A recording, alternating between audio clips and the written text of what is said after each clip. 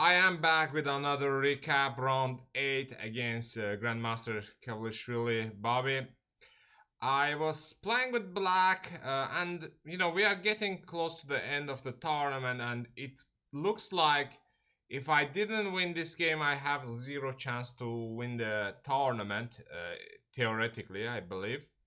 I mean, maybe not zero, but almost zero. Anyways, so I had to win, and the same goes to my opponent. So I was expecting a tough fight today. So let's see what happened in the game. So my opponent played e4, c5. I went to the knight off. I was loyal to my opening during this tournament. I mean, although before the game I was not sure that if I choose this knight off line or not, but eventually I decided to go for it.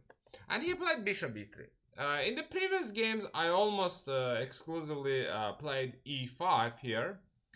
But what I realized in his prep that he always plays knight f3. He never plays knight b3 here. So I decided to play knight g4 because after knight g4, bishop c1, knight f6. Here, if f3, then e5. If he played knight b3, nothing changed. But with this move order, it's problematic. So here, I decided to play a game of chicken with him. So I was like, what if he plays bishop to e3? What am I gonna do? Before the game, I was like, surely he was gonna play for a win, and he is not gonna repeat. So I played knight g4 here without the deep thinking, and he instantly played bishop to c6. At this point, if I play knight to f6, it is a 3 times repetition. Actually, before the game, I was like, my plan was like that. I go and play knight f6 third time, and he's not gonna claim draw here. Maybe he's gonna play bishop e3 again, and then I may change my mind and play something else, like e5 for instance. But then I was like, if I play knight f6, I'm not sure that he's not gonna claim, because I didn't get this vibe from him that he's there, to win. So I decided to go for knight c6 line, which is a little bit dubious, but gives some game at least. At least it's not a repetition. So my opponent plays bishop e2 instantly, and in this position I was like, I thought for 10 minutes. I wasn't sure like which line to decide. Probably I should have played knight to f6 and try to play this position for a win. I think this would have been a wiser choice, like to keep all the pieces on the board. There is still some game, although I must say that the position should be slightly better for white. But I needed to go for this. I wasn't sure.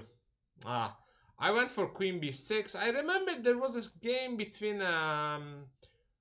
Kuzubov and Navarra. I think I've checked a little bit, and in this position, actually, I guess Navarra took g4 first. Yeah, let me double check the database. And what did Navarra do here? Yeah, Navarra took g4 first. I wasn't familiar with this position. Because after bishop takes g4, the issue is that queen g4, queen d4. I didn't know how to evaluate this position. I felt like oh, sorry, maybe yeah, I should have gone to this queen d4 and castle e6 and played this position. It's playable, nothing there. But I took d4, queen d4, knight d4, bishop d1. I realized that okay, this position doesn't look great to me. But you gotta play. So I play bishop b6. It goes knight d5, rook c8, c3, knight c6, bishop b3. I was expecting these moves. And in this position, I thought I did briefly consider move f5. But what I didn't like that he plays bishop b3, fe. happen? Knight b6, bishop takes, knight takes, bishop b6, knight back. Exchange up. I don't think that there is a compensation, to be frank. I mean, maybe there is a compensation, but I don't know if it's a wise idea. But on the other hand, if I am trying to play for a win, maybe I should have tried this line. But also he had this option, which immediately, I think after knight d8, does he take e4? Yeah, he takes e4, there is nothing. So I was like, okay, let me develop the bishop. And I mean, somewhat unexpectedly, he played knight b6. And here did the repetition. And in this position, I thought that playing on by something like rook d8. But I felt like I have been already compromising quite a bit, and continue the compromise may backfire.